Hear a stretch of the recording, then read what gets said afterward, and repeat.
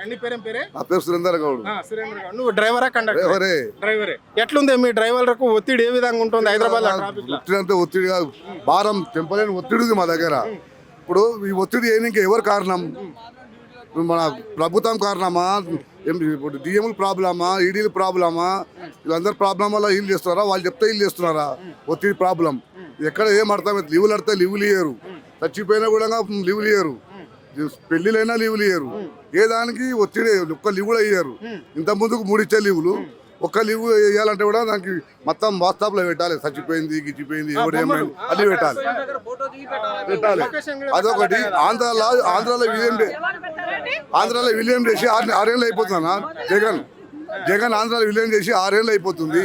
అక్కడ సంపాదన లేదు, ఏం లేదు. మన తెలంగాణలో మస్తు సంపాదన పెట్టుకొని, మనతో ఆమ్దాన్ని పెట్టుకొని, మనకు ఆర్టీసీలో ఏమైంది? వీళ్ళకు కేసీఆర్ అయితే అప్పుడు పెట్టిండు, ఒక సంతకం ఆగిపోయింది, నేను తర్వాత గెలిస్తే చేస్తున్నాడు. ఇప్పుడు కాంగ్రెస్ ఈయన కాంగ్రెస్ వచ్చినాక నేను చేస్తాను అన్ని హామీలు ఇచ్చి అన్ని ఇచ్చి ఇప్పుడు చైనీకి ఎందుకు జరుగుతున్నాడు?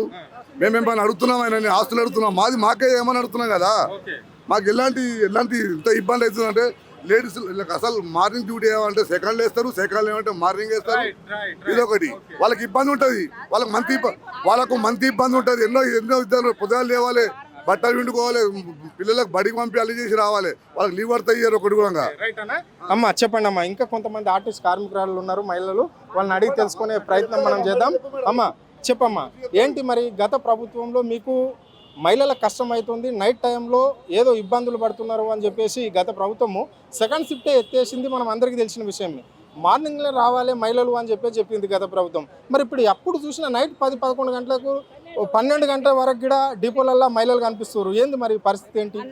ఇక్కడ వర్క్ లోడ్ పెరిగిపోవడం వల్ల స్టాప్ తగ్గిపోయింది.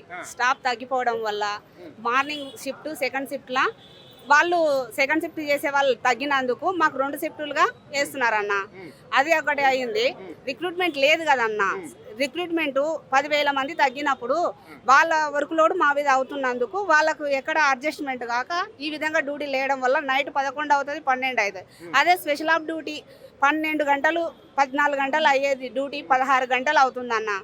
మళ్ళీ నెక్స్ట్ డే ఒకవేళ అవసరం ఉంది, లీవ్ కావాలి అని అనుకున్నారనుకో, లీవ్కి ఇబ్బంది అవుతుంది. లీవ్ ఇబ్బంది అవునప్పుడు మనకి ఏదైనా పని ఉంది అనేసి అనుకుంటే ఆ మరుసటి రోజు కూడా ఆ 16 గంటలు 17 గంటలు డ్యూటీ చేసి నెక్స్ట్ డే కూడా డ్యూటీ చేయాల్సి వస్తుంది అన్న. స్పెషల్ ఆఫ్, సిఆఫ్లు ఇవన్నీ ఉంటాయి కదా మీకు. అవన్నీ ఇప్పుడు మనకు లీవ్ ఇవ్వడానికి పొజిషన్ లేదు కదన్న. లీవ్ పొజిషన్ లేనందుకు ఇక్కడ ఆర్ఎం, డిఎం, ఎస్టీఏ చాలా మంది డ్యూటీ ఆఫీసర్లు కూడా ఉంటుంది. మరి మహిళా కండక్టర్ల పైన ఒత్తిడి బాగా ఉంది అని చెప్పేసి బయట టాక్. అది వాస్తవమేనా? డిపోలలో అట్లా వాళ్ళ అరాచకం నడుస్తుంది? డిపోలలో అది జరుగుతుందన్న. కొన్ని డిపోలలోనేమో అడ్జస్ట్మెంట్ అయ్యి వర్కర్ చేసుకుంటుందన్న. వర్కర్ ఎందుకంటే నెక్స్ట్ మనకి ఇప్పుడు ఎలాగూ పబ్లిక్ మేము ఫ్రీ టికెట్ ఇచ్చినందుకు మాకు ఇబ్బంది అవుతుంది కదా అన్న ఫీలింగ్తోన వీళ్ళు సరే మళ్ళీ నడవకపోతే ఇబ్బంది అవుతుంది, మాకు చెడ్డ పేరు వస్తుంది, మేము కూడా నడపాలన్న ఫీలింగ్తోన కొంతమందిని బుజ్జగించేసి చేసేవాళ్ళు కొంతమంది ఉన్నారు. ఇంకొకటి, ఇప్పుడు గవర్నమెంట్ వాళ్ళు ఎమ్మెల్యేలు ఇప్పుడు మమ్మల్ని తిన్నది అరగక మీరు చేస్తున్నారు అన్న పాయింట్ మీద ఒక మాట చెప్తాన్నా. మాకు తిండి లేక చేస్తున్నామన్నా, తిండి లేక చేస్తున్నాం. ఇప్పుడు అన్న వాళ్ళు చెప్పిన నారంకేడ్ ఎమ్మెల్యే అన్నకు చెప్తున్నా, అన్న తిండికి గతి లేక మేము పోరాటం చేస్తున్నామన్నా. తిండి లేక కాదు, తిండికి గతి లేక అరగక కాదన్న, తిండికి గతి లేక చేస్తున్నాం మేము ఈ సమ్మె. మీరు సరే మీకు ఉన్నది కదన్న, ఉన్న వాళ్ళు లేని వాళ్ళకి ఇయ్యరాదండి అన్న. మీరు పోయి ఒక సీఎంకి చెప్పరాదండి అన్న. మీకు బాధ్యత గల పౌరులు కదన్న. మేము బాధ్యత ఉన్న వాళ్ళం కాబట్టి ఇంకా పబ్లిక్ కోసం అడుగుతున్నాము. పబ్లిక్ రోడ్ మీద పడుతున్నారు, మాకు తొందర సాల్వ్ చేయండి అని అడుగుతున్నాం. మీరు పబ్లిక్ గురించి ఆలోచన చేసిన వాళ్ళైతే ఏసీ బండ్లలో కూర్చోరన్న. మీరు కూడా రేకు డబ్బులలో మేము బస్సులో ఎట్లా తిరుగుతున్నామో మీరు కూడా అదే మా కష్టాన్ని చూడండి అన్న. మేము 42 మంది చేసే కెపాసిటీలా 200 మందిని లోడ్ వేసుకొని పబ్లిక్ని సేఫ్గా మా డ్రైవర్ అన్నలు, కండక్టర్ అన్నలు అందరు కలిసి మేము వాళ్ళు చేరవలసిన గమ్యానికి చేరుస్తున్నామన్నా. ఇంకొకటి, మాకు విలీనం ఒకటి గవర్నమెంట్లో తక్షణం విలీనం ఒకటి చేయండి, మా యూనియన్ మాకు ఇవ్వండి. మాకు 29 అంశాల మీద మేము చర్చించినాం అంటున్నాం కదా. 32 కాదన్న, 32కు 29 చేసినామని అంటున్నావు కదా.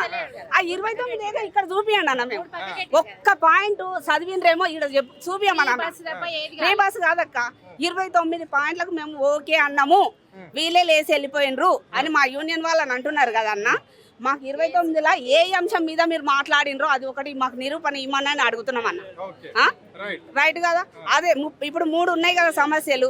విలీనం ఒకటి, మా గొంతెమ్మ కోరికలు కావన్నా మీరు గొంతెమ్మ కోరికలు కొడతారు. వచ్చే ముందు ఒకటి, వచ్చినాక ఒకటి, వచ్చినాక బోడమల్లయ్య, పోయినాక బోడమల్లయ్య అని మాకు 0 రూపాయలకే మీరు బతుకుతున్నారు. ఇంకోటి పబ్లిక్ మంట ఉట్టిన దాకా మీరు ఇదే విధంగా చేస్తారు. మాకు కాదు, పబ్లిక్కే మంట ఉడుతుంది. మీరు మా మీద ఎంత వ్యతిరేకత చెప్పినా పబ్లిక్ రెగ్యులర్గా మాతో పాటు కమ్యూనికేషన్లో తిరిగే వాళ్ళందరికీ తెలుసు. అందుకని వాళ్ళు మమ్మల్ని ఇబ్బంది పెడతలేరు, మీరు ఇబ్బంది పెడుతున్నారు. ఒక సీఎం కానీ ఎమ్మెల్యే కానీ పొన్నం ప్రభాకర్ అన్నకు ముందే చెప్తున్నాం, మీరు కాలయాపన చేస్తున్నారు. పబ్లిక్ యొక్క బాధను పేషెంట్స్ని మీరు ఈజీగా తీసుకుంటున్నారు. కానీ ఇది కరెక్ట్ కాదన్న. తిరగబడి అనుకో నువ్వు ఇంటికాడనే ఉండిపోతావన్నా, నువ్వు బయటికి రాలేవు. ఇంకా నువ్వు రాలేవన్నా. చెప్పండి అమ్మా, మీరు ఎట్లా చూస్తారమ్మా అధికారుల ఒత్తిళ్లు ఏ విధంగా ఉంటాయమ్మా మహిళా కండక్టర్లు కావచ్చు? ఒత్తిడి అని అంటే బయట వర్క్ లోడ్ ఎక్కువైంది మాకు. ఇప్పుడు 60 మంది బస్సులో ఉండే మందికి 200 మంది ప్యాక్ అయిపోతారు కాబట్టి అక్కడ వర్క్ లోడ్ ఎక్కువై బయట వర్క్ లోడ్ ఎక్కువైంది. మేము 48 అవర్స్లలో మేము ఫ్రీ బస్సుని, ఫ్రీ మహిళా బస్సు మహాలక్ష్మి పథకాన్ని అమలు చేసినాం కదా. మరి రేవంత్ అన్నకు ఇది లేదా? రేవంత్ అన్నకి ఇది తెలియట్లేదా? లేడీస్ కూడా ఇందులో పాత్ర ఉందని. మరి మహిళలు ఆడబిడ్డలు నా అక్క చెల్లెళ్ళు అంట అని చెప్పి ఫ్రీ చేశాడు.